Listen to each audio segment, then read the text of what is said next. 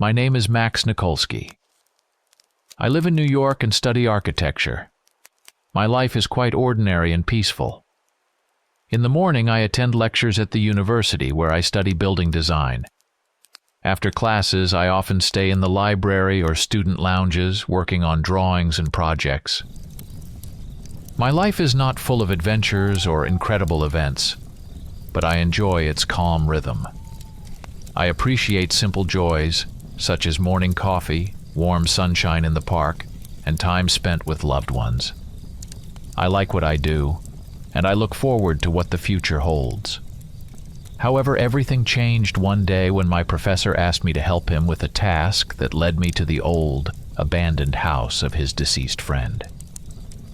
Dr. Harrison was one of the most respected professors at our university. He specialized in the history of architecture and often told fascinating stories about old buildings and their owners. One day, after a lecture, he approached me and asked if I could help him over the weekend. "Max, I have a task that I can't complete alone," he said. "I need to visit the house of my old friend who recently passed away. The house is quite old and neglected, and I need to take inventory and clean up a bit. Could you accompany me?" I agreed, thinking it would be an interesting experience and an opportunity to get to know the professor better. We arranged to meet on Saturday morning at the main university building, from where we would drive to a small village outside the city where the house was located. On the appointed day, we met. The professor arrived in his old but well-maintained car. He told me that the house belonged to his friend, Mr. John Wilson, who was also passionate about history and collecting antiques. After Wilson's death, the house was abandoned, and now Harrison wanted to sort out the inheritance. On the way, the professor told interesting stories about his friend and the house itself. It was a large Victorian mansion built in the late 19th century. It was full of antique furniture and rare art objects. We drove for about 2 hours until we reached the village.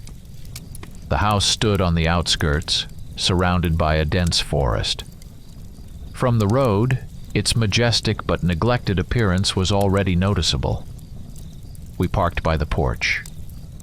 The professor took a bunch of keys from the car and opened the massive wooden door. Inside, it was dark and smelled of dust. I turned on my flashlight to light the way. We walked through a spacious hall with a high ceiling adorned with stucco and headed to the living room. The furniture was covered with white sheets, which had turned gray over time.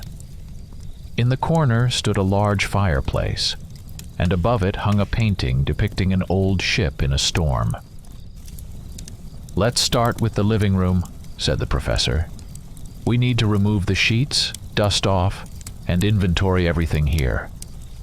We began removing the sheets and stacking them in the corner. Underneath were beautiful carved chairs, tables, and chests of drawers. I took a cloth and started wiping the thick layer of dust off the furniture. The professor recorded each item in his notebook, occasionally telling me about its origin and value. We spent several hours cleaning the living room and adjacent rooms. In each, we found new interesting items, from old books to antique clocks. When we reached the kitchen, I noticed a staircase leading to the attic. "Professor, what's in the attic?" I asked. "Oh, there's a lot up there," he replied. "John often kept his most valuable finds there. We should check it out too." The attic intrigued me with its mystery. After we finished with the main rooms, I suggested going up there. The professor agreed, and we approached the staircase together. It creaked under our feet as we climbed up. The attic was even darker and colder than downstairs. I turned on my flashlight again to light the way. The attic was huge, with a low ceiling and massive wooden beams. There were many old boxes, trunks, and dusty covers. I began carefully sorting through the boxes, finding all sorts of items: old books, photographs, letters, and even some ancient artifacts. One trunk particularly caught my attention. It was locked with a massive padlock, and I called the professor to take a look. The professor approached and, smiling, said, "I remember this trunk.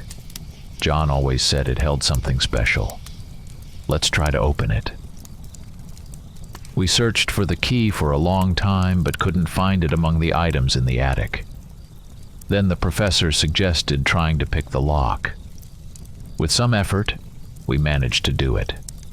When the trunk lid opened, we saw inside a collection of rare coins, jewelry, and ancient artifacts. "This is incredible," the professor said. John was truly an avid collector. Among all these ancient items, I suddenly noticed something unusual. In the corner lay a strange device. It looked like something between an old radio and a time machine from science fiction. The device was metallic, covered in the patina of time, with copper wires sticking out in all directions and small bulbs, some of which still glowed faintly. In the center of the device was a small screen displaying strange symbols resembling ancient runes.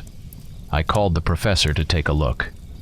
Harrison approached and his eyes lit up with interest. "Max, this is amazing. I've never seen anything like it." John was always fascinated by strange and rare things, but this exceeds all my expectations, he said. We were both engrossed in studying the device. I began cautiously pressing buttons and levers, trying to understand how it worked. The professor recorded his observations in his notebook, occasionally giving me advice and remarks. Suddenly, the device started emitting a strange hum, and the bulbs on it flickered brighter. I felt the hairs on the back of my neck stand up, and suddenly a powerful electric discharge burst from the device. I didn't have time to understand anything as a strong electric shock struck me, and I lost consciousness. I woke up in a hospital. Opening my eyes, I saw a white ceiling and heard the quiet hum of medical equipment. My head felt a bit dizzy, and I felt weak. A doctor was standing next to me who noticed that I had come to my senses. "Good morning, Max. How are you feeling?" he asked. "Where am I?" "What happened?" I asked faintly. "You're in the hospital. You were brought here last night. Professor Harrison said you got an electric shock. We've done all the necessary tests, and fortunately, there are no serious injuries. You suffered a mild shock and lost consciousness," the doctor said reassuringly. A few minutes later, Professor Harrison entered the room. He looked worried, but when he saw that I was awake, he smiled with relief. "Max, how are you?" I was so worried. "After you lost consciousness, I immediately called an ambulance. They said you would be okay, but I was still concerned," he said. "Thank you, Professor. I feel a bit weak, but otherwise I'm fine." "What was that device?" I asked, trying to recall the details of the incident. "That's still a mystery, Max. I left the device in the attic and called the museum to send specialists. I think it's something really rare and possibly dangerous. But first you need to fully recover," he replied.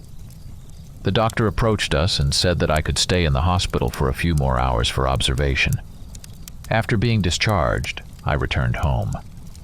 The familiar walls of my cozy apartment in New York greeted me. I felt relieved to be back in a familiar setting. The first thing I did was settle on the couch to rest and collect my thoughts. Everything that had happened in the past couple of days seemed unreal, almost like a dream. I spent the next few days at home, regaining my strength. The doctor recommended that I rest, avoid stress, and get plenty of sleep. I followed his advice, trying not to think about the strange device found in the attic. My body gradually recovered, and my mind became clearer. A few days later, I decided to return to my normal life. Morning lectures and work on architectural projects resumed. I returned to my usual schedule: classes, the library, meeting with friends. Everything seemed normal, but something inside me had changed. One morning I was on the bus heading to my classes. I sat by the window, trying to ignore the crowd of passengers around me. The weather was gloomy, the city shrouded in gray mist, and a light chill hung in the air. The bus moved slowly due to traffic, and as usual I stared out the window, lost in thought. Suddenly I noticed something strange on the sidewalk. At first I thought it was a person in a costume, perhaps a street performer or part of a promotional event. But the longer I looked, the more eerie the sight became. The figure was large, much taller than an average person, and covered in thick black hair. Its arms were longer than usual, with sharp claws, and its face resembled a wolf's, with glowing yellow eyes and a sinister grin that revealed sharp teeth. The creature stood still, staring straight at me, as if piercing into the depths of my soul. At first I thought it was some kind of joke, perhaps part of a Halloween celebration, despite the fact that the holiday was still a few weeks away. But something about this creature filled me with a chill of fear that ran down my spine. My heart began to beat faster, and I felt a lump rise in my throat. I looked around, trying to see if anyone else noticed this monster. The passengers on the bus appeared completely calm, talking, reading books, or looking at their phones, paying no attention to what was happening outside. It seemed that no one but me could see this eerie creature. The bus continued moving, and we started to pass by the creature. It still stared at me with its evil eyes, and I couldn't look away. At that moment, I realized this wasn't a person in a costume, but a real monster, perhaps a werewolf. This realization filled me with icy terror. I had never encountered anything like this in real life. As we finally drove past, I tried to compose myself. I took a deep breath and tried to calm down, but my heart was still racing. I tried to find a logical explanation for what I had seen, but nothing came to mind. This couldn't be a figment of my imagination. Everything was too real. I couldn't stop thinking about it all the way to the university. My thoughts were torn between fear and curiosity. I realized that the world I lived in held more than I could have ever imagined. After that incident on the bus, the sight I saw wouldn't leave my mind. The image of the hairy creature with glowing yellow eyes and sharp teeth kept resurfacing in my memory. I couldn't shake the feeling of anxiety and fear. Every time I went outside or rode public transportation, I unconsciously looked for that monster, hoping never to see it again. A week passed, but I couldn't return to my usual life. Everything around me seemed different, as if another reality full of mysteries and dangers lay behind the familiar world. Even my friends and classes at the university couldn't distract me from thoughts about that creature. One evening I was walking home after classes. The street was quiet and cool, and the city was gradually sinking into evening silence.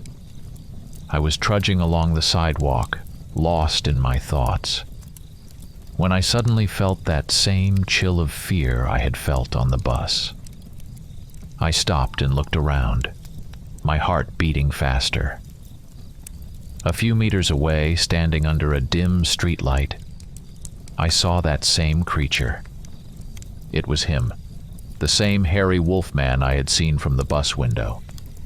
His figure looked even more sinister in the light of the street lamp, casting long shadows. The creature walked down the sidewalk, its movements smooth and confident like a predator, and it was approaching me. Its claws glistened in the light, and the sinister grin revealed a row of sharp yellow teeth. I froze in place, not knowing what to do. My body was paralyzed with fear, but my mind tried to find some logical explanation for what was happening. I looked around again, hoping someone else would notice this creature. But people around were going about their business, paying no attention to it. No one but me saw this terrifying monster. As the creature came closer, I felt cold sweat break out on my forehead. My thoughts were in complete chaos. What was this creature? Why could only I see it? What did it want from me? But to my surprise, the monster just walked past me, not paying any attention to me. It continued down the sidewalk as if I didn't exist. I stood in place, unable to move, until the creature disappeared from sight. My legs were shaking, and I felt my heart pounding in my chest. I couldn't believe my eyes. This was a real creature, not a figment of my imagination, and it just walked past, not noticing me. As I stood there, shocked and paralyzed with fear, I suddenly felt someone approach me from behind. I felt hot breath on my ear and caught the pleasant scent of perfume. "You can see them, can't you?" a strange voice whispered. I turned sharply and saw a girl standing very close. She was stunningly beautiful, with a determined and resolute expression. Her outfit immediately caught my attention. She was dressed extravagantly, in a leather jacket and camo pants. She wore high boots, and her waist was adorned with a belt with various pockets and accessories. Her figure suggested she was an athlete, slim, with developed muscles, yet feminine and graceful. The girl looked at me with interest and a slight smile. "Follow me," she said, not waiting for my response. Surprisingly, I obeyed, as if my mind couldn't resist her confidence. We walked through the city streets, and I tried to keep up with her brisk pace. Passers-by turned to look at us. I continued to follow her, trying to process what was happening and remember everything that had occurred in the past few minutes. After some time, we approached an old but impressive building. It was 5 stories high, with tall windows and massive stone walls. The building looked abandoned, but still retained its former grandeur. At the entrance were large wooden doors with rusty metal inserts. Above the doors hung an old sign, barely legible: Armitage Library. The girl stopped in front of the doors and turned to me. "This place is safe. We can talk here," she said, opening the door and inviting me in. Inside, the building was much cozier than I expected. We found ourselves in a spacious hall with high ceilings adorned with stucco. Old bookshelves lined the walls, filled with ancient tomes and manuscripts. In the center of the hall were several antique chairs and tables, scattered with books and papers. Everything around us breathed history and knowledge. The girl gestured for me to sit in one of the chairs and took a seat opposite me. "My name is Alice," she introduced herself, looking at me intently as if not believing her own words. I introduced myself in return. Then, as if unsure, she said, "You really see those creatures on the street? I saw your face and understood everything." "Yes, that's right," I replied, still feeling a slight tremble in my voice.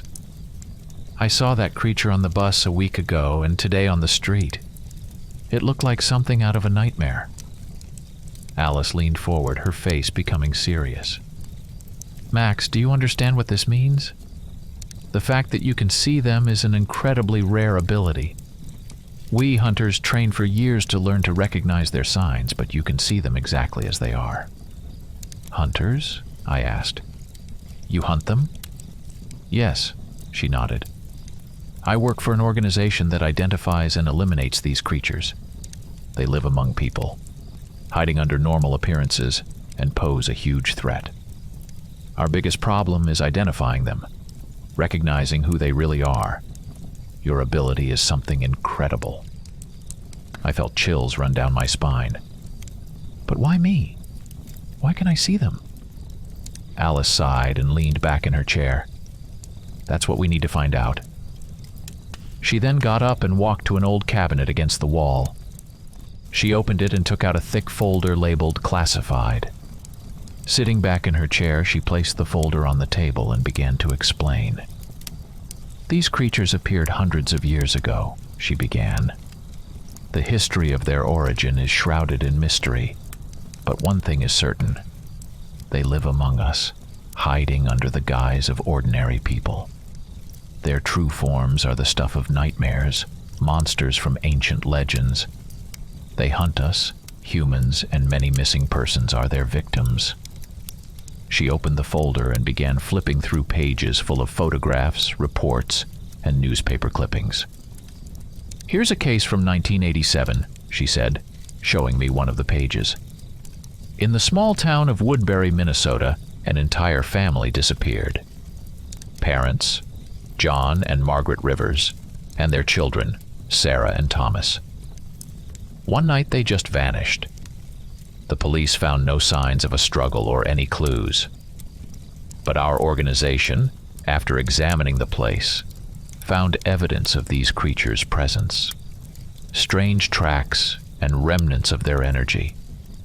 Later, in a nearby forest, we discovered their lair filled with remains." Alice turned the page and showed me another story. "And here's a case from 2003 New York. A young woman named Linda Hopkins disappeared on her way home from work. The police closed the case, deciding she had simply run away. But we found her traces in an old abandoned building on the corner. There was a lot of blood, and we realized she had fallen victim to one of these monsters. Unfortunately, we couldn't find her body, but we know she was killed." I listened to her with horror and fascination, realizing how serious the threat from these creatures was. "But how do they choose their victims? Why do they hunt people?" I asked, trying to understand their motives. Alice sighed. "They feed on our energy, our fear and pain. Some of them simply enjoy hunting and killing, while others use our bodies and souls for their dark rituals and purposes. These are ancient beings, and their motives aren't always clear. But one thing is certain. They are dangerous, and we must stop them." She closed the folder and looked at me with determination. "That's why your ability is so important, Max. You can see them, and that gives us a huge advantage. With your help, we can find and eliminate them faster, saving lives." I listened to her, and at some point, fear and doubt took over, and I decided I needed to leave. I stood up, feeling panic rising in my chest. Alice, noticing my movements, tried to stop me. "Max, wait!" she exclaimed, reaching out to grab my shoulder. "You can't just leave. We need your help." But I was already heading for the exit. "Sorry, Alice. This is too much for me. I'm not sure I can handle it." I ran out of the library without looking back. Her words still echoed in my head, but I couldn't stop. Shock and disbelief overwhelmed me, and I just wanted to get away from it all. I ran several blocks before stopping, trying to catch my breath and make sense of what had happened. It all felt like a nightmare I wanted to wake up from. The next morning, still feeling the after effects of the shock and disbelief, I left my house to go to the university. But after taking a few steps, I noticed something strange. 3 men were standing on the sidewalk in front of my house, clearly watching me. They looked stern and imposing. The first was tall and muscular, with short blonde hair and cold blue eyes. He wore a black leather jacket and military boots. The second was shorter, but no less intimidating, with a dark beard and a grim expression. He was dressed in a camouflage jacket and jeans. The third was middle-aged, with long black hair tied back in a ponytail, and looked more intellectual with glasses and a leather jacket. But the most surprising thing was that Alice was with them. I turned to go the other way, but she noticed me and immediately headed toward me. Her face showed a mix of concern and determination. "Max, wait," she called out, approaching. "You can't just walk away. This is too important." I stopped, feeling a new wave of fear and distrust rising inside me. These people, Alice. They all looked like they had come here specifically for me. "What's going on here?" Who are these people? I asked, trying not to show my anxiety. These are my colleagues, she replied, stopping next to me. We're all part of the organization I told you about. Max, I understand this is all too much for you, but we really need your help. You have a unique ability, and without you, we can't effectively fight these creatures. Alice moved closer to me, her gaze full of understanding and compassion.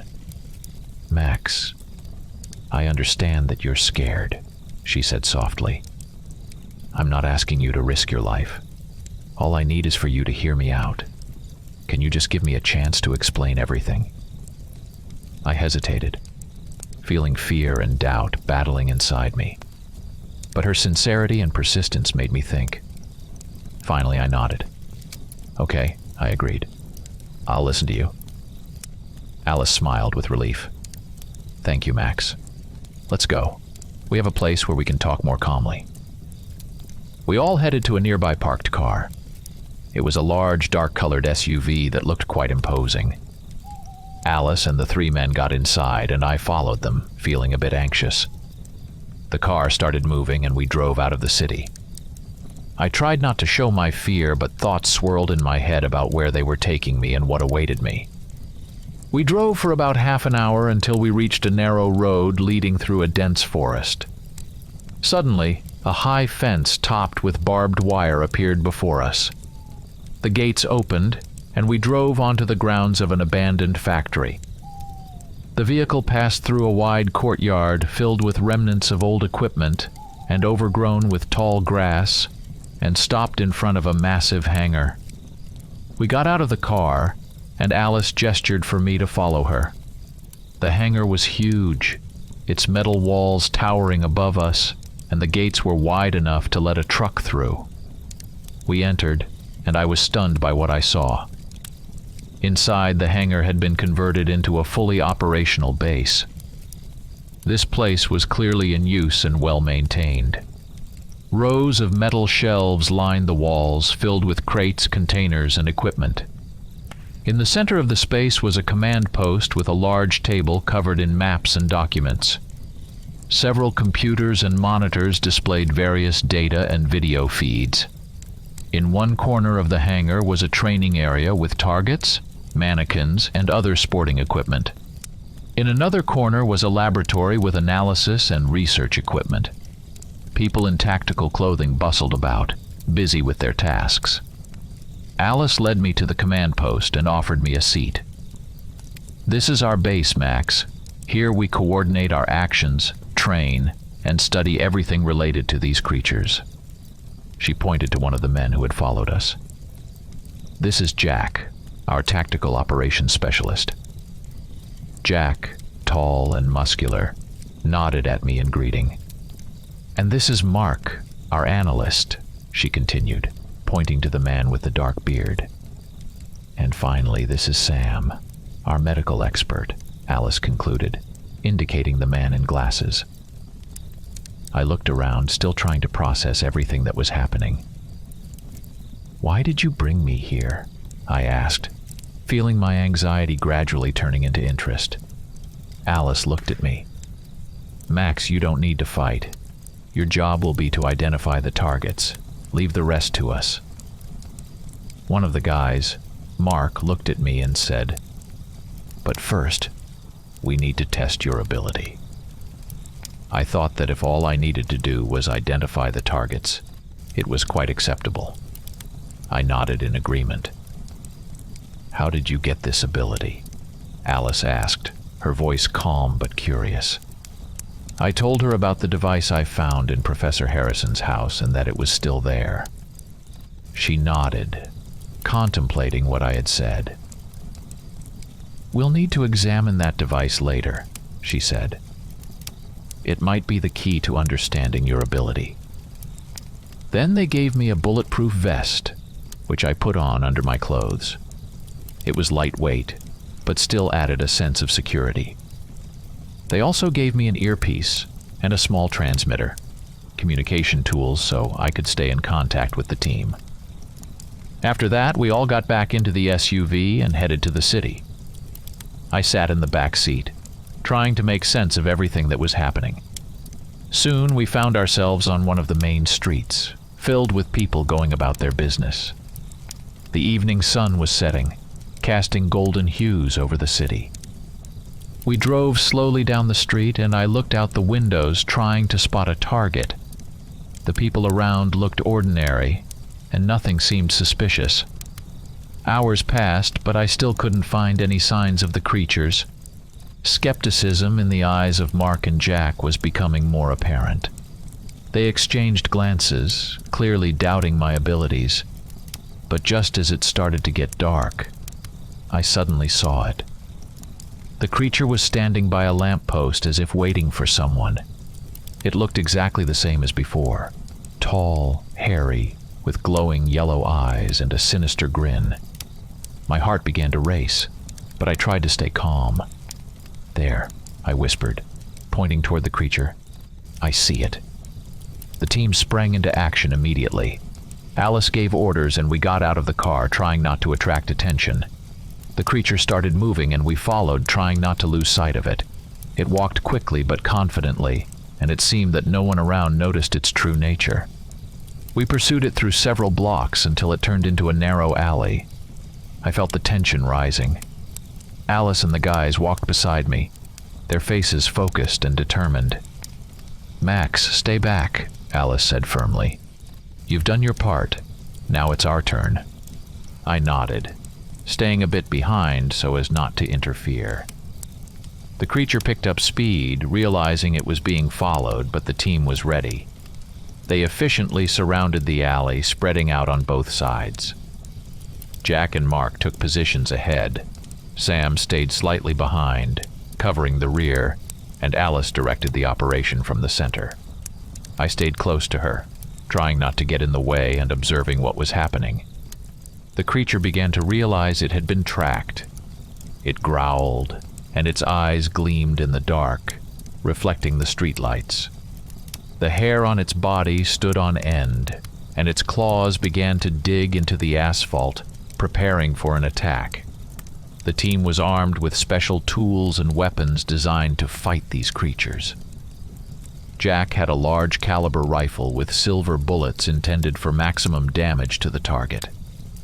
Mark carried a backpack with various traps and devices, including a net with electric charges and grenades with flash and noise effects. Sam, besides his medical kit, had a crossbow with special bolts dipped in a paralyzing substance. The creature lunged at us, moving swiftly.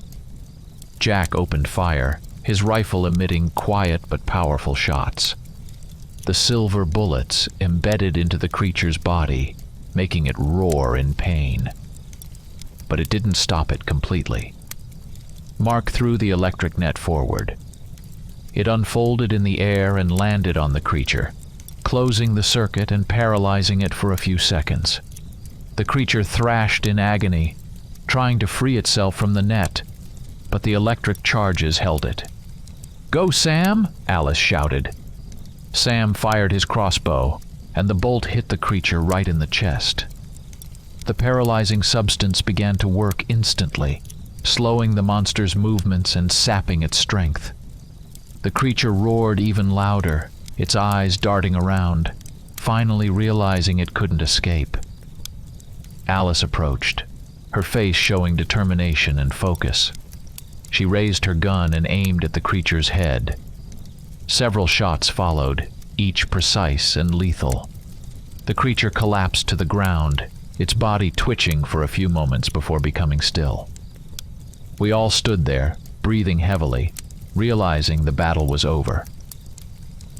The team quickly began to gather and remove evidence. Jack, lifting the electric net, cast a quick glance at us and said, "We need to move fast before the cops arrive." Alice nodded and immediately started coordinating actions. Mark and Sam collected the fragments of the crossbow bolts and other used tools. Jack gathered the bullet casings and other traces that could indicate our presence. Then they approached the creature's body. They took a special large bag made of durable material from the car and carefully placed the werewolf's body inside. The streets around us were still empty, and no one seemed to have noticed our operation. Nevertheless, we acted with utmost caution. Within a few minutes, all evidence was collected and destroyed, and we returned to the SUV. Once inside the car, everyone let out a relieved sigh. Alice turned to me, her face beaming with a smile. "Max, you did great," she said, patting me on the shoulder. "Without you, we wouldn't have found that creature so quickly." Jack, sitting at the wheel, glanced back and added, "We used to spend months tracking them down. With your help, we can do it much faster." Mark and Sam also expressed their approval, welcoming me to the team. I felt a surge of pride and satisfaction inside me. It was recognition that I could truly help and be useful in this dangerous mission. "But we have one more important task," Alice said, turning serious again. "We need to go to Professor Harrison and find out more about that device." We all nodded in agreement. Jack started the car and we set off. The road seemed long. When we finally arrived, it was quite late. We got out of the car, and I suggested that Alice and the others wait outside. "Maybe I should talk to him first? The professor doesn't know about werewolves and all the rest. We need to prepare him," I said, looking at Alice. She nodded in agreement. "Okay, we'll wait here. Let us know if you need our help." I walked to the front door and knocked. After a few moments, the professor opened the door. "Max, what brings you here at this late hour?" he asked, his face showing concern. "Professor, this is very important," I began. "I need to talk to you alone." He gestured for me to come in, and we walked into the living room. I sat down in a soft chair, and the professor settled opposite me. "Max, what happened?" he asked, noticing my anxious state. "Professor, do you remember that device I found at your place?" I began, trying to find the right words. "It activated in me the ability to see something strange. Creatures that live among us but hide under human guises." The professor looked puzzled. "Max, what are you talking about? What creatures?" I sighed and continued. "I know this sounds incredible, but hear me out. These creatures are werewolves. They hunt people, and many of the missing persons are their victims. I didn't know how to explain it before, but now I've met people who also know about this. They are helping me understand and fight them." I went into more detail about all the events. The professor looked stunned, but listened attentively. "Max, this is incredible, but what do you want from me?" "The device, Professor. We need to study it to understand how it gave me this ability." The professor sighed wearily. "Someone broke into my house last night and stole the device. I tried to investigate, but there were hardly any clues left." I felt a surge of anxiety inside me.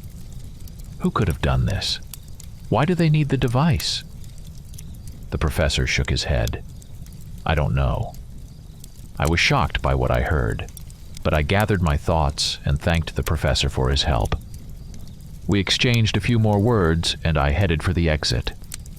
As I reached the door, I turned and said, "Thank you, Professor. We'll keep you informed." He nodded, and I left the house, returning to the car where Alice and the team were waiting. They all looked tense and worried. "What did he say?" Alice asked as I approached. "The device was stolen," I replied. "The professor said someone broke into his house last night and took it. He has no idea who it could have been." The team looked worried. Jack, Mark, and Sam exchanged glances, understanding the gravity of the situation. Alice frowned, her expression becoming more determined. "This is bad news," she said. "But we can't stop now. We need to find out who did this and why. Max, you did great. Now we'll take you home. You deserve some rest." We all got back into the car, and Jack started the engine. On the way home, I sat in silence, processing everything that had happened that evening. My mind was filled with thoughts of mysterious creatures, the device, and our new mission. But despite the fear and uncertainty, I felt that I was now on the right path. When we arrived at my house, Alice turned to me. "Max, we'll be in touch. If you need anything, call us immediately," she said, smiling. "Thank you all," I replied, getting out of the car. "I appreciate your help and support." We said our goodbyes, and I headed to my house, watching as the car drove away. Inside, I felt a wave of exhaustion wash over me. I lay down in bed, hoping for a short rest before the new challenges ahead. Images of werewolves and the stolen device still swirled in my mind, but fatigue took over, and I quickly fell asleep. Waking up to a strange noise, I immediately felt a sense of growing anxiety. The noise was quiet but continuous, like many footsteps behind the walls of the house. I listened, trying to understand what was happening, but each second made it feel more eerie. My heart started to beat faster, and I felt a chill run down my spine. Getting out of bed, I slowly walked through the house, trying not to make any noise. In the living room, I glanced out the window and was horrified. Outside, surrounding my house, stood the very creatures, werewolves. There were hundreds of them, filling the entire yard. The moonlight reflected in their yellow eyes, and I realized they had come for me. I quickly grabbed my phone and started calling Alice. There was no answer, but I kept trying, knowing that my time was running out. Suddenly, I heard something scratching at the walls and door. The creatures had started to break into the house. Panic began to take hold of me, but trying to keep calm, I realized that the only way out was to run. Grabbing the nearest jacket and keys, I rushed to the back door. At the moment I opened it, several werewolves had already started breaking down the front door. I ran out into the backyard and dashed into the darkness of the night. My neighborhood was sparsely populated, and the streets seemed deserted and grim. Only a few streetlights illuminated the way. I ran as fast as I could, feeling the cold night air burning my lungs.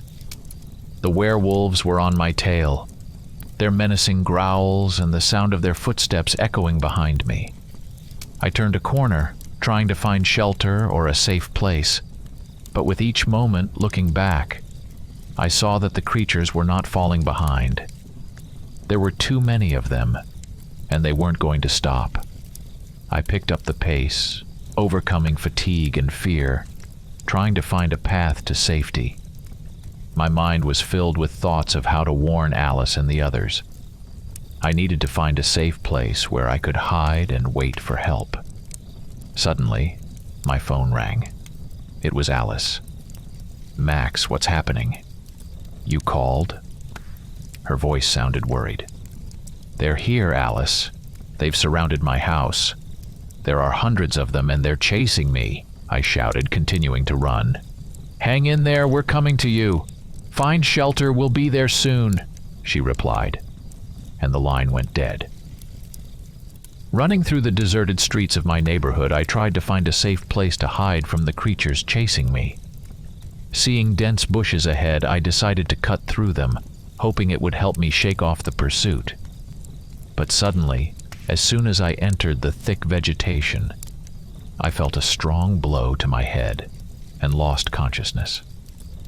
When I woke up, there was silence, broken only by the dull sounds of footsteps and quiet growling. I found myself in a large hall, dimly lit by torches. The walls were rough stone, covered in ancient symbols. I was surrounded by the same creatures I had seen earlier, their eyes glowing in the dim light, reflecting hatred and anger. In the center of the hall, on a massive throne, sat a huge creature, significantly larger and more imposing than the others. Its fur was black, its eyes burned bright yellow, and its claws glistened in the torchlight. In its paws, I noticed the familiar device, the one I had found at Professor Harrison's. "You've awakened," the creature said in a low, menacing voice. "You must explain how you could see us." I tried to sit up and looked around, feeling paralyzed by fear. I don't know," I stammered. "I just found this device, and since then I've been able to see you." The creature stared at me, its eyes boring into me. "You're lying," it growled. "We knew immediately that you could see us. We've been watching you ever since you first noticed one of us. You stared at us too long, and that gave you away." I shook my head, trying to gather my thoughts. "I'm telling the truth. I don't know how the device works. I found it by accident and don't understand why I can see you now." The creature growled, its claws gripping the armrests of the throne. "You must find out the truth, or you won't leave here alive." I tried to process its words, but my head was still spinning from the blow. "I really don't know how it works. I tried to understand it, but I couldn't. Maybe Professor Harrison knows more." The creature leaned forward, its eyes flashing. "Your professor, he's just a man. We must learn the truth, and you will help us do that. Otherwise you'll die here, like all who dared to stand in our way." My head spun from fear and confusion. I knew I had to buy time until Alice and the team could find me. "If you let me go, I'll try to find out more.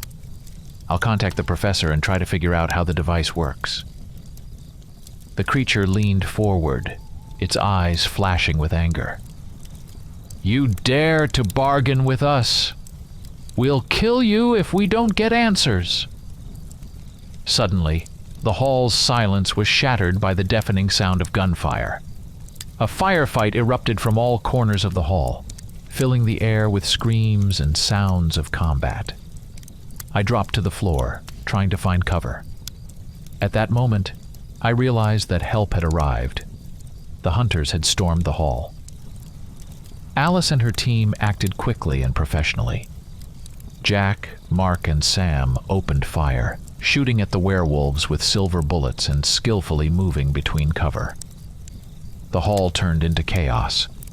The creatures roared and lunged into battle, defending and counterattacking. Jack, armed with a rifle, targeted the largest werewolves, his bullets tearing through their bodies, making them retreat and roar in pain. Mark, with a backpack full of traps, threw flash grenades at the enemies, blinding them and giving the team a chance to make accurate shots. Sam, using his crossbow, sent bolts with incredible precision into the hearts of the monsters, paralyzing them and taking them out of the fight. Alice was at the center of the action. She confidently gave orders, holding a silenced pistol and shooting accurately at those who tried to get close to us. Her actions were precise and decisive, leaving the enemies no chance.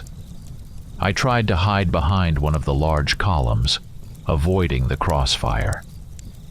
My heart pounded with adrenaline and fear, but I knew I had to hold on until the fight was over.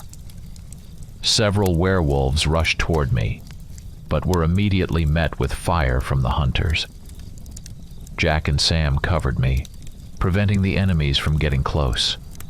I watched as one werewolf, hit by a bolt in the chest, collapsed to the floor, while another, under Jack's precise fire, retreated with a loud growl. The battle continued, filling the hall with smoke and deafening sounds. The werewolves attacked with doubled fury, but the hunters acted cohesively and organized, holding their ground. I saw Alice leap towards a werewolf and shoot it in the head at close range, making the monster fall dead. But the most terrifying was the monster on the throne. It watched the battle, holding the device, and its eyes burned with rage. It roared, attracting the attention of its subordinates, and charged into the fight, swinging its massive clawed paws. The huge creature was incredibly strong and fast. It lunged at Jack, throwing him aside. Jack managed to fire a few shots, but the bullets only slightly slowed the monster. The creature grabbed him by the shoulder and hurled him against the wall, then turned to Alice. Alice, not wasting a second, threw a flash grenade at it. The explosion blinded the monster, and Alice seized the moment to shoot it in the chest. But this only enraged the creature further. It roared and began moving toward her, its claws gleaming in the torchlight. Mark and Sam rushed to help, throwing nets with electric charges at the monster. The huge creature writhed in agony but managed to tear the nets apart and continued its path toward Alice. At that moment, I realized I had to do something. Grabbing a piece of debris, I rushed to the throne where the device still lay. I grabbed it and tried to understand how it worked. Suddenly, the creature noticed me and charged at me, its eyes burning with rage. "Give it back!" it roared, raising its claw for a strike. But at that moment, Jack, having recovered from the blow, charged at the creature from behind, distracting its attention. He plunged a knife into its back, making the monster roar in pain. Alice, Mark, and Sam immediately seized the moment and opened fire on the creature. The monster, weakened by numerous wounds, growled and retreated, slipping out of the hall through one of the dark passages. Its eyes flashed one last time before it disappeared into the darkness, leaving us in a wrecked hall filled with bodies and destruction. I stood in shock and exhaustion, surrounded by the bodies of dead monsters. The team also looked worn out. Alice approached me and placed a hand on my shoulder. "Max, are you okay?" she asked, her voice full of concern. I nodded, though my heart was still racing from the ordeal. "Yes, I'm fine," I replied, trying to smile. Suddenly, I felt the device in my hands start to heat up. It became increasingly hot, and in a panic, I dropped it to the floor. The device hit the ground, and at that moment, a bright flash of light burst from it. A three-dimensional projection appeared before us, displaying a map of the Earth.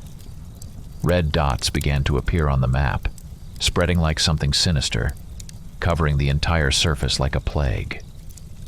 We stood in shock, not understanding what was happening.